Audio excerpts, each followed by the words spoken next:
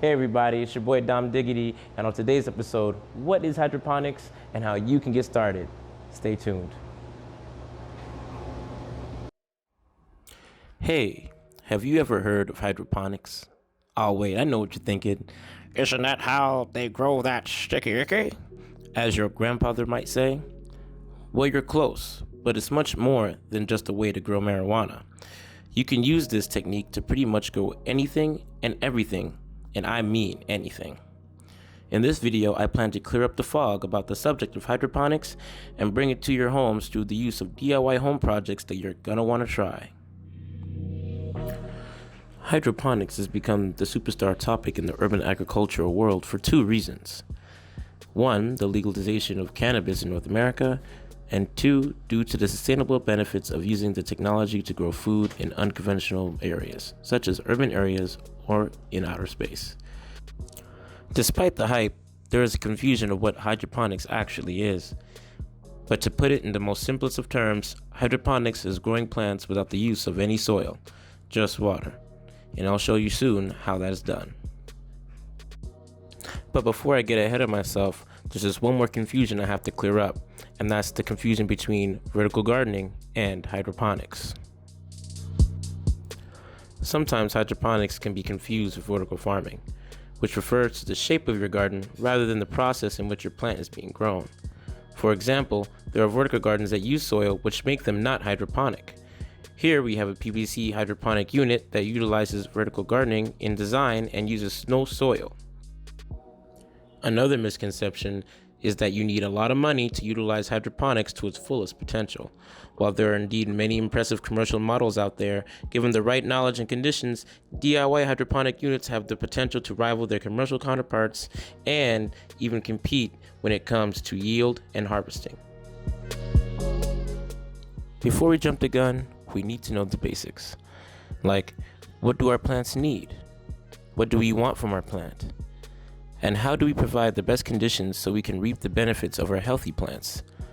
We all know that plants need sunlight, water, and something to grow in, aka a growing medium. We talked about soil and hydroponic mediums, but the one thing we need to always give our plants is love. Some plants may require more energy to grow if we are to totally reap the benefits of them. For example, growing plants that we harvest during their vegetative state, i.e. lettuce or herbs, takes less energy to grow than tomatoes, which we have to wait until their fruiting stage to reap the benefits.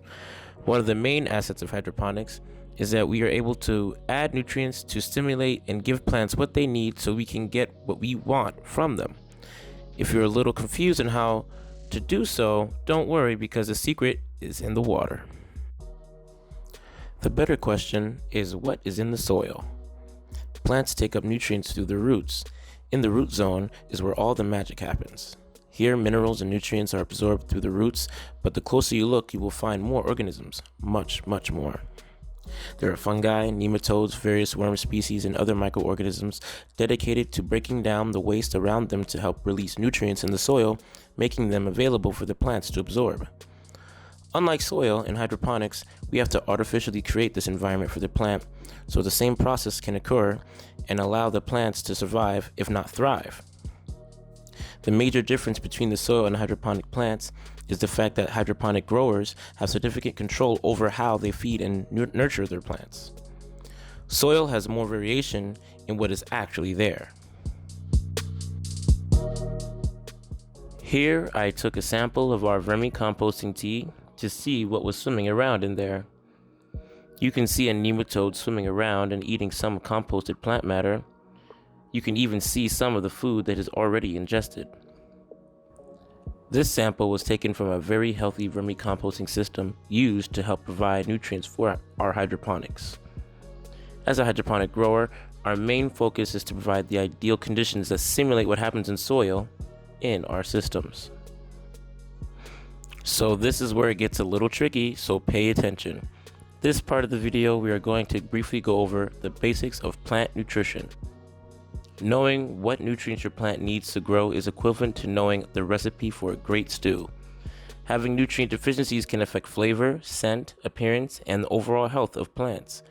On the other hand, overfeeding can lead to pests, rotting, and unbalanced yields. There are a number of ways to provide nutrition for your plants. The most common way is by using commercial products. When using these products, whether for soil or hydroponics, it is important to note that they will all use the same ratio indicators, NPK, found on the front of the bottle or in the back of the container. It is also very important to note that hydroponic nutrient solution is water soluble. Not all nutrient mixes can be used in hydroponics. Doing so can clog tubing and lead to salt buildup on roots. When using these products, whether for soil or hydroponics, it is important to note that they all use the same ratio indicators, NPK. These indicate the makeup of the nutrient mixture and how much of what element is prevalent in the solution. I speak from experience that the elements that I mention next will be your friends in the garden if you plan on being a hydroponic master grower. Nitrogen is your growth element. More specifically, nitrogen promotes vegetative growth in plants. This helps in producing leaves, stems, and is very necessary in the early growth stages. It is the first number in the ratio. When buying vegetative growth solution, you may see a ratio like this. 3 indicates the solution is 3 parts nitrogen. The 1 is 1 part phosphorus and the other 1 is 1 part potassium. As stated before, vegetative solution of fertilizer is good to use in the early stages of growth. So if you're growing seedlings like leafy plants, lettuce, or herbal plants such as mint and rosemary, this solution will be very useful for you. Phosphorus is referred to as the energy element. It promotes root growth for plants trying to establish themselves in their environment. So for those trying to transplant your plants, you can look to this element for help. It also helps in providing the right hormones for healthy flower growth. This is important for farmers who depend on fruiting and flowering plants like tomatoes or strawberries, which produce fruits from their flowering buds. Phosphorus is the second number indicated in the ratio. It is the P in the NPK. Commercially, you find such nutrients labeled as flowering solution. So when shopping, to double check the ratio, see how much phosphorus is actually present in the solution. I have some examples for you below. Speaking about fruiting, next up is the most important element in regards to getting the healthiest fruits from your plants: potassium. Potassium maintains the overall health of fruits and flowers of plants. They make it possible for sugars to be transferred throughout the plant. This is important for sugar storage in fruits and inevitably determines the flavor, appearance, and smell of the fruits and flowers. Potassium is indicated as the last number in the ratio. Commercially, you will find products that label themselves as fruiting and flowering solutions, but just make sure to always check the ratio. You may see some ratios like this one below. You may see a 1-2-2 solution, which is a flower and fruiting solution, or you may see a 2-1-2 solution, which is a vegetative and fruiting solution. Sometimes adding just a little bit of potassium can make a big difference in fruit production. However, these are not the only elements at work while your plant is growing. Most hydroponic solutions use micronutrients to help with nutrient uptake such as calcium, magnesium, and iron. They may also have supplemental amino acids to help with maintaining the overall health and balance of hydroponic systems. The main goal of hydroponic systems is to simulate what happens in nature in a closed, controlled system. But this is not always easy, as nature proves to be a very fickle beast. So what's the verdict? I know you just want to know, which is better, hydroponics or soil growing? And the answer is not what you think. It all depends on your environment, your end goal, the budget of the crops that you choose, and much, much more. What I can tell you is the overall pros and cons of each method, and then let you be the decider of that. To start off, let's review the pros for hydroponics. It's very versatile in regards to the shape of your garden. By utilizing techniques such as vertical gardening, you can grow more plants per square foot. Hydroponic units use durable materials that can be reused and repurposed, such as reservoirs and tubing. These materials tend to be long-lasting and semi-permanent, making them easy to relocate. Hydroponics is also very DIY applicable. You can try your own projects at home by retrofitting recyclable materials and creating a fun learning experience for a very low cost. No matter what your project in hydroponic really is, it is easily scalable to attain the garden or crop of your dreams.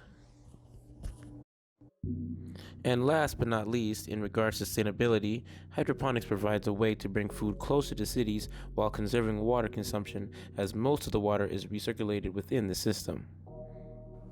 And now for the hard part. These are some of the issues you might run into as a newbie to hydroponics. It can be very expensive to get a major operation off the ground, especially if you choose to grow cannabis. Just a heads up, if you're trying to start a hydroponic grow op, you'll need a budget range of $250K to $2 million, depending on how big you want to go. The sophistication of hydroponics leaves less room for error. Materials could break, costing money, and some issues may require major troubleshooting, which would also require extensive knowledge of the science and infrastructure. The hydroponic growing community tends to share little knowledge of technological breakthroughs in the practice for the sake of competition. On the same note, commercial products tend to make it hard to learn from them, which to a new grower might seem intimidating if you don't understand what you're doing or buying. Lastly, the more sophisticated the system you have, the more room for error.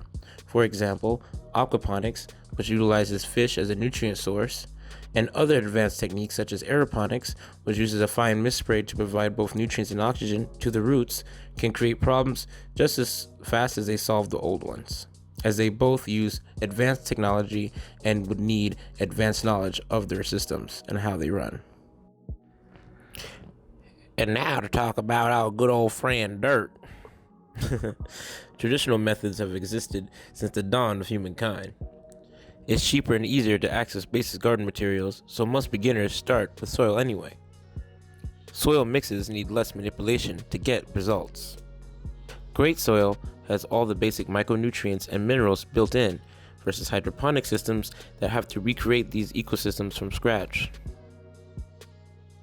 As for the negatives for using soil for growing, we are all too familiar with how heavy soil can be. You could still use vertical gardening with soil, but on a 2D scale, you would have to make sure you space out your plants far enough that they don't compete with each other. Lastly, soil can have unwanted elements that could stunt growth or host pests that want to eat your plant. Overall, you have less control over the ecosystem and will have to trust Mother Nature a little more in the garden. But the only way to truly know how to compare the two is to try it at home. One of the easiest introductions to hydroponics is trying the Cracky method. Also known as passive hydroponics, the Cracky method creates an ideal environment for the plant to grow in its vegetative form with minimal maintenance or upkeep. All you need is a container for the water and nutrient solution, a lid to seal your solution so it doesn't get contaminated, a plant or seed of your choice, and a growing medium for your seed to germinate if you choose to grow from seed. Otherwise, you could just plant your cutting right inside the nutrient solution.